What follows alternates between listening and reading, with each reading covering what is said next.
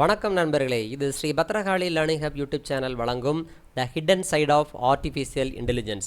இன்றைக்கி எல்லாருமே பார்த்தீங்க அப்படின்னா ஏஐ வந்து அதிகமாக பயன்படுத்திட்டு இருக்கிறாங்க. ஸோ அதில் இருக்கக்கூடிய பிரச்சனைகள் என்னென்ன, அதனால் பயன்படுத்துறதுனால என்னென்ன விளைவுகள் ஏற்படும் அப்படிங்கிறத பற்றி தான் இந்த வீடியோவில் நான் உங்களுக்கு சொல்லித்தர போகிறேன். அதனால் இந்த வீடியோவை ஸ்கிப் பண்ணாமல் முழுமையாக பாருங்கள். முதல்ல அடிப்படையான ஒரு விஷயம் என்ன அப்படின்னா, ஏஐ இஸ் எ டூல். அது ஒரு கருவி தான், அது உங்களுடைய பிரெயின் கிடையாது அப்படிங்கிறத ஞாபகம் வச்சுக்கோங்க.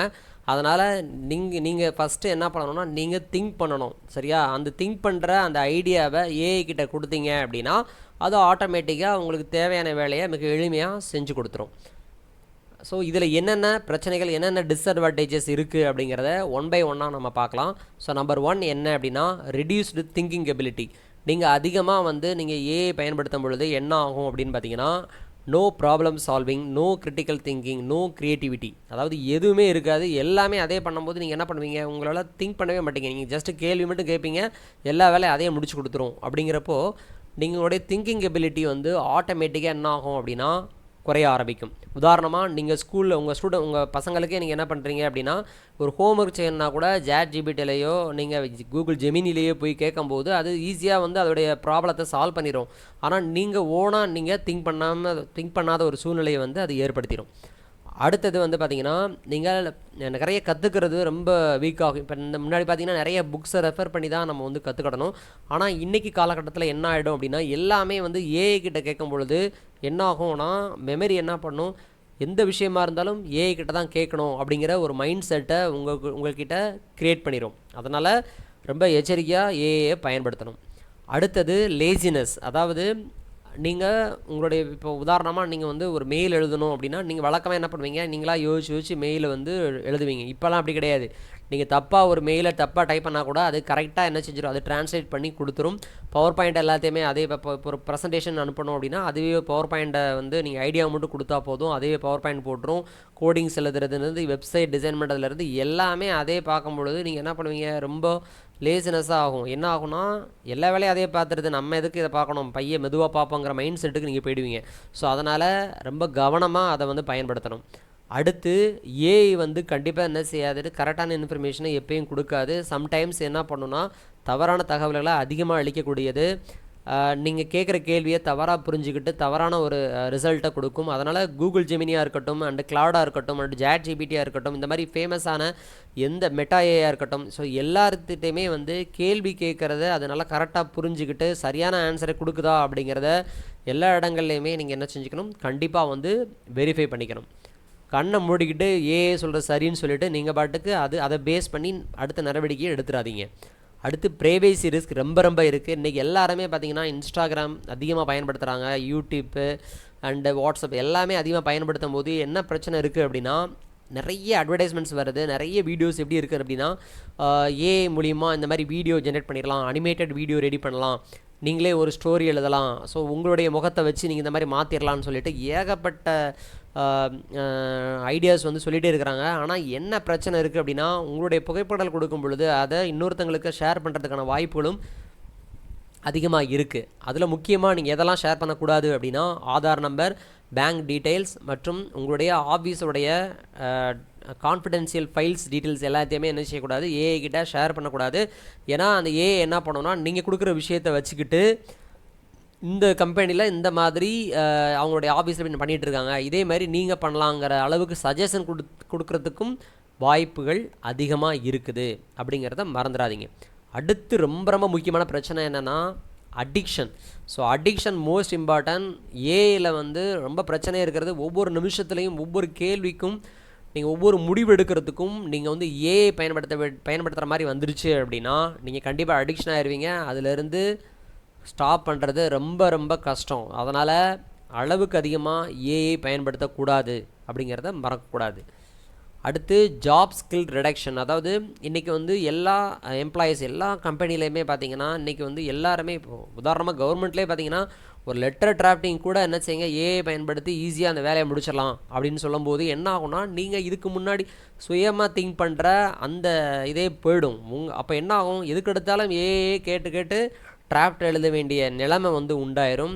இதனால் கம்பெனிஸ் வந்து என்ன பண்ணுன்னா அந்த வேலை பார்க்குறவங்க ஏஐ பயன்படுத்தாமல் அந்த வேலையை செய்யவே முடியாதுங்கிற ஒரு காலகட்டத்தை அது உருவாக்கிடும். அதனால் ரொம்ப எச்சரிக்கையாக நம்ம வந்து ஏஐ பயன்படுத்தணும். அடுத்து என்ன ஆகும்னா க்ரியேட்டிவிட்டி டிக்ரீஸ். ஏற்கனவே சொன்னது தான். ஏஐ வந்து ஈஸியாக வந்து ஒரு விஷயத்தை வந்து குயிக்காக நம்ம கொடுத்துருது. ஆனால் உங்களுடைய இமேஜினேஷனை சொல்கிறீங்க, அதை வச்சு அது ரெடி பண்ணுது. பட் அந்த க்ரியேட்டிவிட்டியை கூட நீங்கள் என்ன செய்கிறாங்கன்னா இன்றைக்கி வந்து ஏஐட்ட தான் கேட்குறாங்க. அதனால் உங்களுடைய ஐடியாஸ் வந்து நீங்கள் சுயமாக திங்க் பண்ணணும். திங்க் பண்ணி இந்த மாதிரி ஒவ்வொரு விஷயத்தையுமே வந்து நீங்கள் ஒரு டிராஃப்டாக எழுதி ஏஐட்ட கொடுத்தீங்கன்னா அதுக்கு தகுந்த மாதிரி அது வந்து கொடுத்துரும். அடுத்து எத்திக்கல் ப்ராப்ளம்ஸ் ரொம்ப இருக்குது. ஏன்னா நிறைய ஃபேக் இமேஜஸ் இன்றைக்கெலாம் பார்த்திங்கன்னா நிறைய லெட்டர்ஸ்லாம் பார்த்திங்கன்னா கவர்மெண்ட்லேருந்து வர்ற மாதிரி இருக்குது. அதே மாதிரி நம்மளுடைய முக்கியமான பெரிய பெரிய தலைவர்கள்லாம் வந்து பேசுகிறத அப்படியே மாற்றி கொண்டு வர்றாங்க. ஸோ உங்களுடைய வாய்ஸை நீங்கள் வந்து யார்கிட்டையாவது நீங்கள் ஷேர் பண்ணால் கூட அந்த வாய்ஸை வச்சு நீங்கள் பேசுகிற மாதிரியே கூட நீங்கள் வீடியோவை ரெடி பண்ணிவிடுவாங்க. அதனால் எச்சரிக்கையாக வந்து ஏஐ வந்து பயன்படுத்துங்க. நிறைய சீட்டிங்ஸ் வந்து இதில் நடக்குது. அடுத்து லெஸ் ஹியூமன் இன்ட்ராக்ஷன். ஸோ ரொம்ப ரொம்ப அதிகமான ஒரு பிரச்சனை என்ன இருக்குன்னா ஹியூமன் இன்ட்ராக்ஷன். இன்றைக்கி எப்போ பார்த்தாலும் அதிகமாக செல்ல தான் நம்ம இந்த ஸ்வைப்பிங் அப்படிங்கிற அந்த கான்செப்ட்டுக்குள்ளே இருக்கிறோம். அந்த ரீல்ஸ் பார்க்குறது. ஸோ இது எல்லாமே என்ன ஆகுது அப்படின்னா நம்மளை சுற்றி இருக்கக்கூடிய ஹியூமனை வந்து நம்ம வந்து இன்ட்ராக்ட் பண்ண மாட்டோம். நம்மளுடைய டீச்சர்ஸு, நம்மளுடைய ஃப்ரெண்ட்ஸ், நம்ம பேரண்ட்ஸ் யாரையுமே வந்து நம்ம கவனிக்க முடியாத ஒரு சூழ்நிலை ஆகும். எப்போ பார்த்தாலும் ஏஐ கிட்ட தான் நீங்கள் பேசிகிட்டு இருப்பீங்க. இன்றைக்கெலாம் பார்த்தீங்கன்னா கூகுள் ஜெமினி பார்த்தாலே எங்களுக்கு பயமாக இருக்குது. என்ன காரணம்னா நாங்கள் இப்போ தெரியாமல் ஒரு மொபைல் ஒரு இடத்துல டச் பண்ணிட்டா கூட நம்ம பேசுகிறத அப்படியே உள்வாங்கிக்கிட்டு நீங்கள் இவ்வளோ கவலையாக இருக்கிறீங்க அப்படின்னு எங்களுக்கு தெரியுது அப்படின்னு சொல்லிட்டு உடனே ரிப்ளை வருது. அப்போ என்ன காரணம்னா நம்ம பேசுகிறத கூட நம்ம தெரியாமல் ஏதாவது டச் பண்ணிட்டால் கூட அதை உட்கிரகிச்சிட்டு என்ன செய்யணும்னா அது உடனே ரெஸ்பாண்ட் பண்ணும். ஸோ அதனால் ரொம்ப கவனமாக இருக்கணும். ஏஐ பயன்படுத்த வேண்டாம்னு சொல்லலை, ஆனால் அளவுக்கு அதிகமாக பயன்படுத்தக்கூடாது. உங்களுடைய வேலைகளை எப்படி ஸ்மார்ட்டாக நீங்களோட ஐடியாவை மட்டும் கரெக்டாக கொடுத்து அந்த வேலையை கரெக்டாக நீங்கள் வந்து ஏஐ கிட்ட நம்ம வாங்கணும். ஏஐ வந்து ஒரு மிஷின். அந்த மிஷினை நம்ம தான் என்ன செய்யணும், வேலை கொடுக்கணும். ஓகேங்களா, அதை மறந்துடாதீங்க. அடுத்து ஓவர் கான்ஃபிடென்ஸ். அதாவது நீங்கள் ஒரு விஷயத்தை கண்டுபிடிச்சி வச்சுருக்கிறீங்க, அதுகிட்ட போய்ட்டு ஏஐட்ட போய்ட்டு இது சரியாக இருக்குமா, இதை கொஞ்சம் வெரிஃபை பண்ணி தரியா, இதுக்கு எதாவது எவிடன்ஸ் இருக்கான்னு சொல்லிவிட்டு அது ஏதாச்சும் எங்கேருந்தையா எடுத்துகிட்டு வந்து கொண்டு வந்து கொடுத்துரும். பட் அதை என்ன செய்யக்கூடாது, ஓவராக அது சொல்கிறதே கரெக்டு அப்படின்னு சொல்லிட்டு நீங்களாக முடிவு பண்ணிடக்கூடாது. அப்படிங்கிறத மறந்துடாதீங்க. அடுத்து பெரிய பிரச்சனையே இங்கே தான் ஆரம்பிக்குது, இந்த என்விரான்மெண்டல் இம்பேக்ட். இன்றைக்கி எல்லா விஷயத்தையுமே உதாரணமாக நீங்கள் ஒரு ப்ராம்ப்ட், அதாவது நீங்கள் ஒரு ஐடியா மட்டும் கொடுக்குறீங்க அப்படின்னா அது ஒரு வீடியோவாக ஜென்ரேட் பண்ணி கொடுக்குது அப்படின்னா சும்மாலாம் க்ரியேட் பண்ணி தராது. அது ஏதோ அதுக்கு தான் என்ன சொல்லலாம், நிறைய மாடல்ஸ் இருக்குதுன்னு சொல்லுவாங்க. மாடல்ஸ்னால் எப்படின்னா, இப்போ உதாரணமாக நான் பேசுகிறத அப்படியே தமிழில் ட்ரான்ஸ்லேட் பண்ணுறதுக்கு ஒரு மாடல் இருக்கும். இன்றைக்கி நான் என்னோடய இமேஜை கொடுக்குறேன், என்னோடய இமேஜை கொஞ்சம் வேறு மாதிரி மாற்றி கொடுனா அதுக்கு ஒரு மாடல் இருக்கும். இன்றைக்கி யூடியூப்பில் பார்த்தீங்கன்னா ஒரு வீடியோ இருக்குது, அந்த வீடியோவில் உள்ள மியூசிக்கை மட்டும் தனியாக பிரித்து கொடு அப்படின்னு சொன்னால் கூட ஏஐ மாடல்ஸ் இருக்குது. அப்போ எக்கச்சக்கமான ஏஐ மாடல்ஸ் இருக்குது. அப்போ இந்த ஏஐ மாடல்ஸ்லாம் எப்படி ரன் ஆகுதுன்னா அதுக்கு தேவையான பவர்ஃபுல் கம்ப்யூட்டர்ஸ் வேணும், டேட்டா சென்டர்ஸ் வேணும், அதிகமான எலக்ட்ரிசிட்டி தேவைப்படும். அதை கூலிங் பண்ணுறதுக்கு வாட்டர் இருக்குது. ஸோ இப்போ இந்த மாதிரி நிறைய பிரச்சனைகளை நம்ம எதிர்காலத்தில் சந்திக்க வேண்டியிருக்கிறத மறந்துடாதீங்க. ஸோ அது ஒரு பெரிய என்விரான்மெண்டல் இம்பேக்டாக இது இருக்கும் அப்படிங்கிறத மறந்துடக்கூடாது. அதனால தான் ஏஐ கிட்ட அளவுக்கு அதிகமாக நீங்கள் என்ன செய்யாதீங்க, பயன்படுத்தாதீங்க. அதான் மறந்துடக்கூடாது, முக்கியமான பாயிண்ட் அது. அடுத்து ரியல் லைஃப் எக்ஸாம்பிள். இப்போது ஏஐக்கு முன்னாடி என்ன பண்ணுவாங்கன்னா, ஒரு ஸ்டூடெண்ட் பார்த்திங்கன்னா ஒரு 10 ப்ராப்ளத்தை என்ன செய்வாங்கன்னா ஈஸியாக சால்வ் பண்ணிடுவாங்க. ஃபுல் எஃபர்ட் எடுப்பாங்க, அதிகமாக ஸ்ட்ரகிள் பண்ணி ஃபுல் ஃபோக்கஸ்டாக நம்ம அதை அந்த ப்ராப்ளத்தை நம்ம சால்வ் பண்ணுவோம். இதனால் என்ன செய்யணும், பிரெயின் ரொம்ப ஸ்ட்ராங்காக என்ன செஞ்சு இருக்கும். பட் இன்றைக்கி ஏஐ அப்புறம் என்ன ஆகுது, ஏஐ அந்த 10 மேக்ஸ் ப்ராப்ளத்தை இமீடியட்டாக சால்வ் பண்ணி கொடுக்குறது. அப்படியே ஸ்டூடெண்ட் என்ன பண்ணுறாங்க, அதை இப்படி காப்பி பண்ணிவிட்டு போய் ஸ்கூலில் போய் ஒப்படைச்சிட்றாங்க. இதனால் என்னாகும், பிரெயின் கண்டிப்பாக வீக் தான் ஆகும் அப்படிங்கிறத மறந்துடாதீங்க. ஸோ ஏஐ யூசேஜில் லேர்ன் ஃபஸ்ட்டு, முதல்ல கற்றுக்கணும், அதுக்கப்புறம் திங்க் பண்ணுங்கள், அதுக்கப்புறம் நீங்களாக ட்ரை யுவர் செல்ஃப், முதல்ல நீங்கள் ட்ரை பண்ணுங்கள். அதில் ஏதாவது மிஸ்டேக்ஸ் இருந்தால் மட்டும் ஏஐ கிட்ட கொஞ்சம் கேட்டுக்கோங்க. முக்கியமான ரூல் என்னென்னா 80-20 அப்படிங்கிற இந்த ரூலை ஃபாலோ பண்ணுங்கள். என்னென்னா 80% உங்களுடைய திங்கிங் தான் இருக்கணும். அடுத்து பார்த்திங்கன்னா இங்கே ரிசர்ச் அண்ட் யுவர் க்ரியேட்டிவிட்டி இதுதான் இருக்கணும். ஸோ இதுதான் 80% இருக்கணும். 20% வந்து ஏஐ அசிஸ்டன்ஸ். சரியா? இந்த ரூலை வந்து என்றைக்குமே நீங்கள் வந்து மறந்துடக்கூடாது. ஏன்னா 80%மே ஏஐ பயன்படுத்துனீங்க அப்படின்னா கண்டிப்பாக உங்களை யாராலையும் காப்பாற்ற முடியாது. ஸோ அதுக்கப்புறம் AI can replace task not humans. சரியா? ஏஐ வந்து ஜஸ்ட் வந்து நம்மளுடைய டாஸ்க்கை வந்து ரீப்ளேஸ் பண்ணுமே தவிர நம்மளுடைய ஹியூமன்ஸுடைய ரிலேஷன்ஷிப் அண்ட் ரெஸ்பான்சிபிலிட்டி, நம்மளுடைய ஜட்ஜ்மெண்ட்டை அதால் பண்ண முடியாது. அதனால் ஏஐ வந்து இதான் முக்கியமான point. AI can replace task not humans. Okay, so முக்கியமான பாயிண்ட்ஸ் என்னென்ன அப்படின்னு பார்த்தீங்கன்னா, think before asking AI. AI கேட்குறதுக்கு முன்னாடி திங்க் பண்ணணும். இரண்டாவது, அதிலிருந்து வரக்கூடிய ரிசல்ட்டை வெரிஃபை பண்ணணும். மூணாவது, உங்களுடைய பர்சனல் டீட்டெயிலை அதில் ஷேர் பண்ணக்கூடாது.